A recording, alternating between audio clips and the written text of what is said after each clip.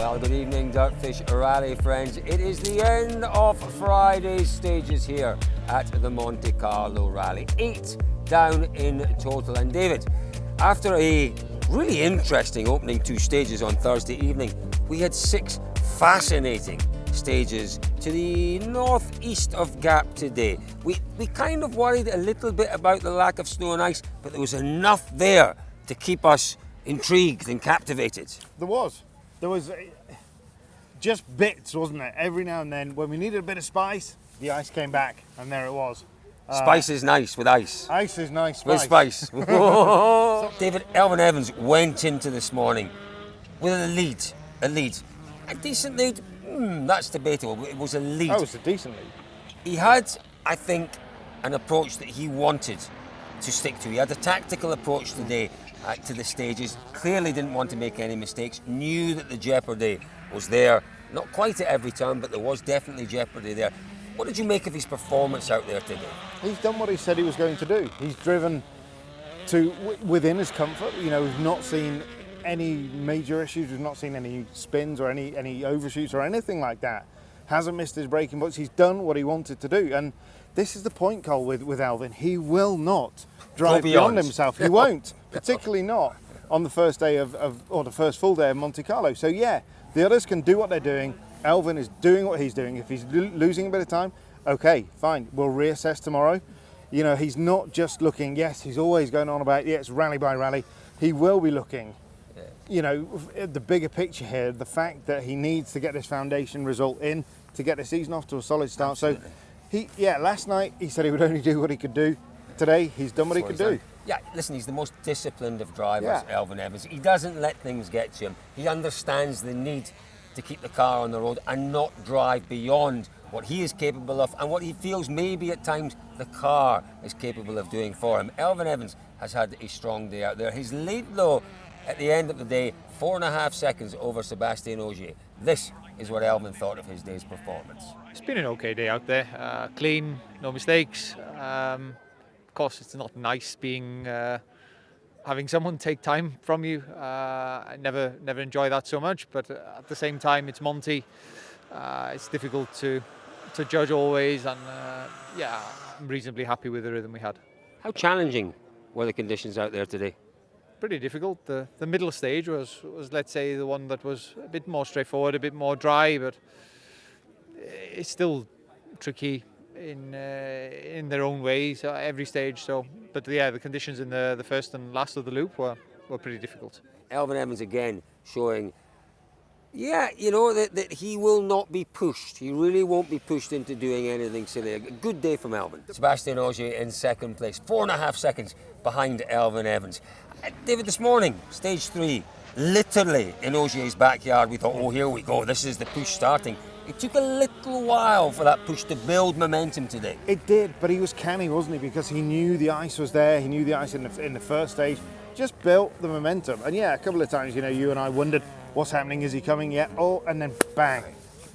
He's into the rhythm. He's into the routine, and doesn't just win a stage. He absolutely kills it. He takes thick end of 10 seconds out of people. 10 seconds in stage 5 was it? It was an incredible drive through that stage. At one point, he was close on 20 seconds, actually just over 20 seconds behind Elfyn. He did finish the day, as I've already said, 4.5 seconds behind. This was Ogier at the end of the Friday stages. So when you are the fastest over the day, it can be only a good day. So no, I'm glad we managed to catch back most of our disadvantage to Elfyn, and now the rest of the weekend looks very interesting. Elfyn is 4 ahead, but Cherry is only 12 behind. So it's the top 3 is very, very close, and it's going to be an exciting battle, I think. And again, tomorrow, I guess the conditions more even for all 3 of you. Yeah, that's the good thing, because I was fearing still a bit today, especially when I seen the time lost yesterday night. I was thinking, it's going to be difficult this weekend. But we, like always, never gave up, and we tried our best. And now the gap are closed, and tomorrow we start the 3 of us behind, so should be similar condition for the 3 of us, and probably small gaps all the time, but early morning going to be difficult. I mean, every stage going to be again difficult, so we'll have to keep it on the road for sure.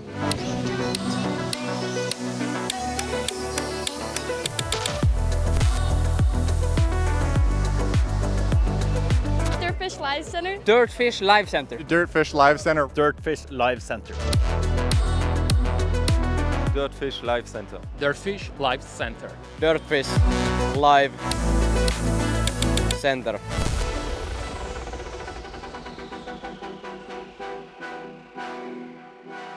It is an absolutely tremendous fight at the top, but the man who is desperate to get himself into that fight for first place is Thierry Neuville, dealing with a few issues out there today. David has already talked a little bit about those. The spin, the issue with the gearbox, 16.1 seconds off of the lead, Thierry Neuville. He'll be relatively pleased with that and in a positive frame of mind at the end of the day, David, because it could have been an awful lot worse. I think he will, Cole, because, you know, this afternoon winning 2 out of 3 stages, and yet he talked about the fact they changed the gearbox last night and it wasn't quite the same diff setup that he really wanted. The car wasn't as comfortable under braking.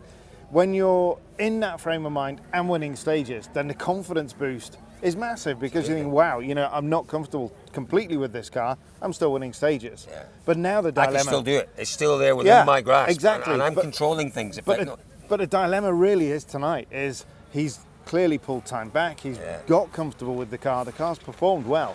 Do you change back to the other gearbox, which had the leaky diff? It's a tricky one. But no, do a really good, strong day from really good, strong day. Let's hear from Thierry Neuville. It kicked off well with the first stage, but then we got hit by some trouble after the spin. Steering was bent. We lost some valuable seconds, but much better afternoon. We were able to fight back and being fastest on the afternoon loop, only 16 seconds behind the lead. I would say that on a rally like this, everything is open. You told us it was going to be difficult dealing with that suboptimal gearbox and diff. It didn't look so difficult for you. No, but sometimes little surprises here and there, wheel locking and so on. So not 100% what I would like, but other than that, I felt quite comfortable to push. You're going to stick with that gearbox for tomorrow? So far, I have no choice. Just completed the one-day women's rear wheel drive class at DirtFish, and it was a blast. New experiences, learning a lot. It's a lot of fun.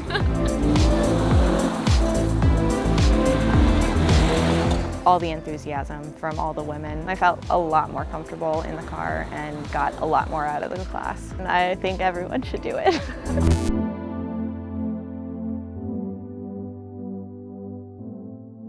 Well, that's our top 3 at the end of stage 8, the end of Friday stages here in Monte Carlo. What happened behind Oit Tanak, David?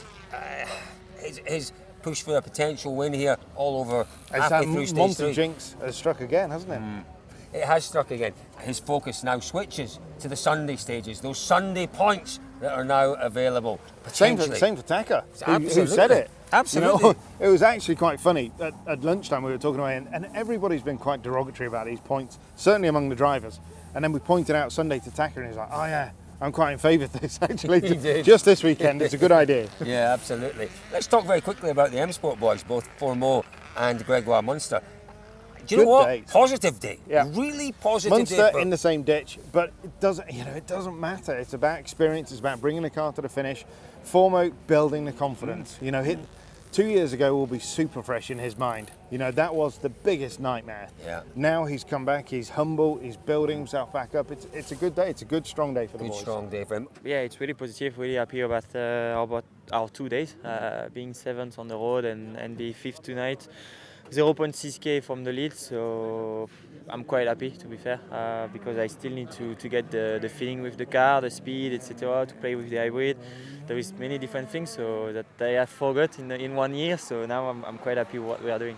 I think it's reasonable to say that you got a little excited in the past, and sometimes when you get excited it's easy to make mistakes. You've been very much in control today. Is that something you've consciously thought about? Well, I think it's something I've learned from 23, so this is what I want to keep in mind for here, and it seems to be working, so we need to keep that way. What did you make of Andreas Mikkelsen today? You I weren't don't impressed, know. were you? And 2.5 minutes behind, it's difficult, but I think we can't underplay getting into a Rally 1 car in Monte Carlo. Yeah, it's largely a dry Monte. There's still plenty of ice around. one of the big things he's talked about today is the aero.